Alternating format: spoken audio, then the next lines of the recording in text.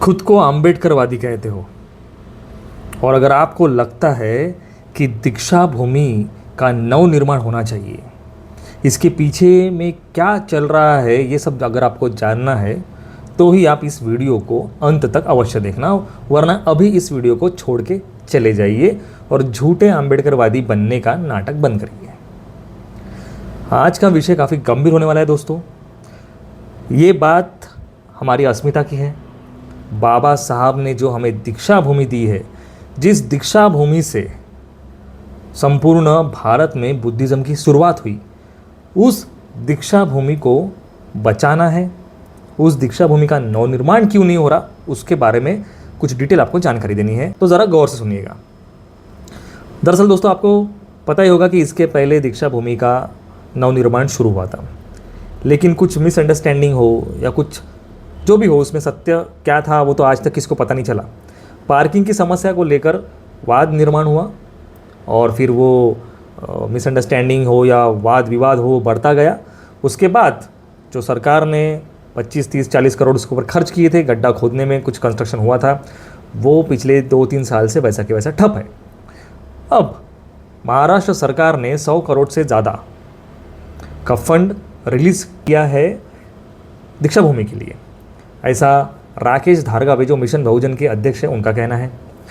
उनका ये भी कहना है कि दीक्षा भूमि का विकास ठप इसलिए पड़ा हुआ है क्योंकि दीक्षा भूमि के जो 2 गुट बने हुए हैं, एक जगह अध्यक्ष है भंते सुरेश ससाई जी जो 85 वर्ष के हो चुके हैं, दूसरी तरफ जो दीक्षा भूमि की समिति है उनके अध्यक्ष है गवई साहब। अब आप भंते जी के पास जाते हो किसी काम के लिए तो वो कहते हैं कि ये मेरा काम नहीं है, साइन चाहिए, तो कुछ भी ब्लेम हो वो दूसरे पार्टी पे डालते हैं। गवई साहब के पास जाओ, वो कहते हैं कि भंते जी के हाथ में सब कुछ है।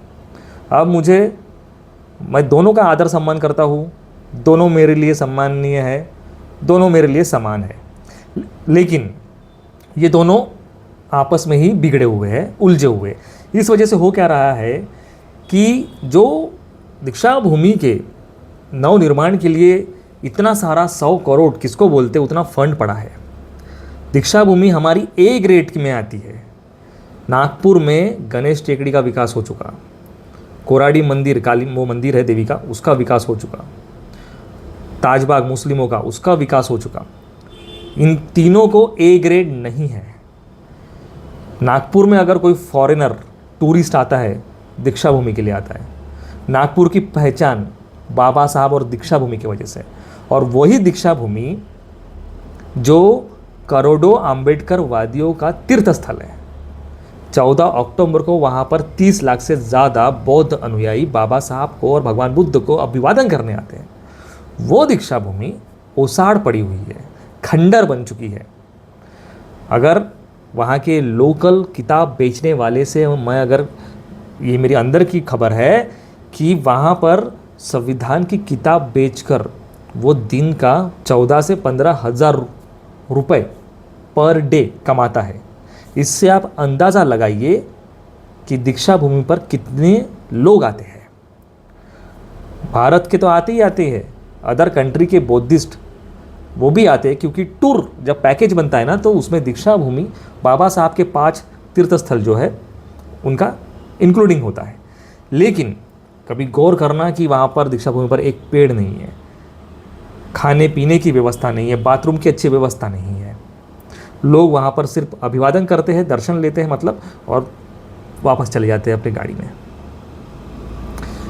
आप अगर कोराडी मंदिर देखे होंगे, गणेश टेकड़ी या कोई भी और तीर्थस्थल देखे होंगे तो वहाँ पर आपको पानी की व्यवस्था, बाथरूम की व्यवस्था, साफ सफाई।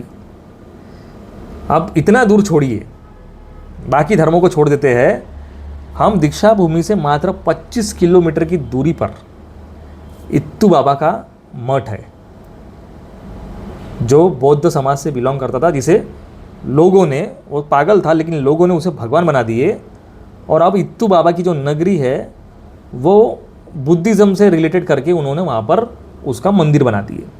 आप उस मंदिर से ही होकर आइए, आपको पता चलेगा कि दीक्षा भूमि की क्या परिस्थिति है। और एक पागल को जिसे भगवान बना के रखा है वहाँ की परिस्थिति देखिए, वहाँ पर खाने पीने की व्यवस्था, दुकानें, छाव, शेड, अनाज के बोरे पड़े हैं, लंगर शुरू है।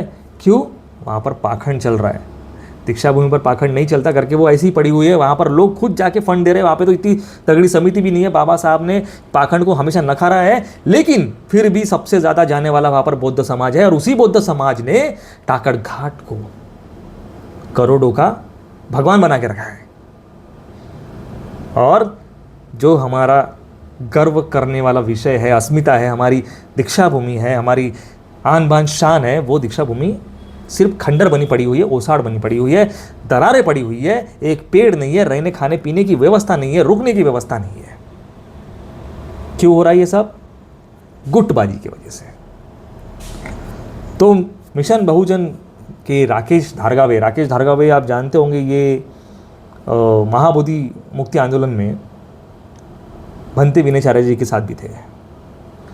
तो इन्होंने यह कहा है कि आने वाले 27 जून को जितने भी अम्बेडकरवादी समाज के लोग हैं वो नागपुर के रवि भवन में इकट्ठा हो, ताकि हम सब लोग जो मिलकर इसके विषय में बात कर सके, चर्चा कर सके। और अल्टीमेट दिया है कि आने वाले 7 या 8 जुलाई को समिति या तो एक हो जाए और नवनिर्माण शुरू कर दे, या तो आप इस्तीफा दे दें, नए लोगों को मौका दे।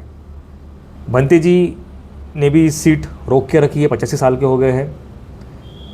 तो शायद आपको वो हमारे लिए सम्माननीय है, माननीय है, लेकिन हर चीज़ के लिए एक युवा की ज़रूरत पड़ती है जो संपूर्ण अपना कंट्रोल हाथ में ले और कुछ काम करे।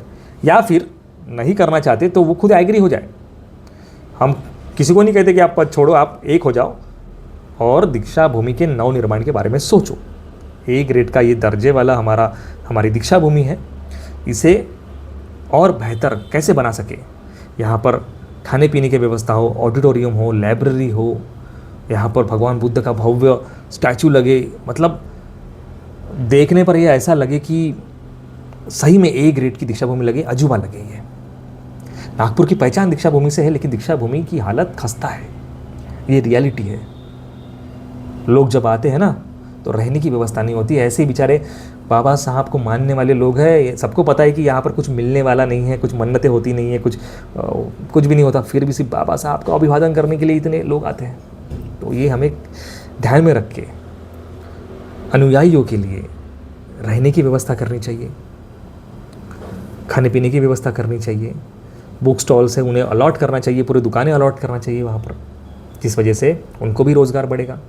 आज बेचारे धूप में रास्ते पर खड़े हैं, जो वहाँ पर लोग फ़ोटो निकालते हैं, है ना, उनको भी अच्छा ब्लॉक मिलेगा। और आप उनसे जो कुछ है फंड जब होगा, टिकट लगाओ, लोग पैसे देंगे, पैसे देके देखेंगे, बाबा साहब की जीवनी देखेंगे, जिस तरह से दिल्ली में हुआ है उस तरह से करिए, ताकि पैसा घूमेगा तो समिति को भी खेलने के लिए पैसा मिलेगा और समिति भी दीक्षा भूमि पर खर्च करेगी। जैसे बाकी मंदिरों में होता है कि उन्हीं का पैसा उन्हीं में होता है और उन्होंने अपने पंडितों को भी सैलरी रखा है, पर कोई भी पैसा ना दे उनको उनकी महीने की सैलरी तनख्वाह मिलेगी।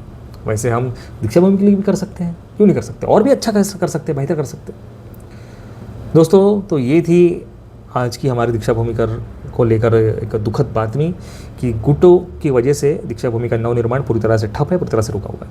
आपकी इस बारे में क्या राय है, हमें कमेंट में अवश्य बताएं, और किस शहर से आप हमारा वीडियो देख रहे हैं वो भी अवश्य बताएं। चलो मिलते हैं नेक्स्ट वीडियो में ऐसे किसी टॉपिक के साथ। तब तक के लिए आप सभी को दोस्तों नमो बुद्धाय, जय भीम। अगर आपको मेरी बात कहीं भी लग रही हो तो मेरे चैनल को सब्सक्राइब अवश्य करना और इस वीडियो को ज़्यादा से ज़्यादा शेयर अवश्य करना। नमो बुद्धाय, जय भीम।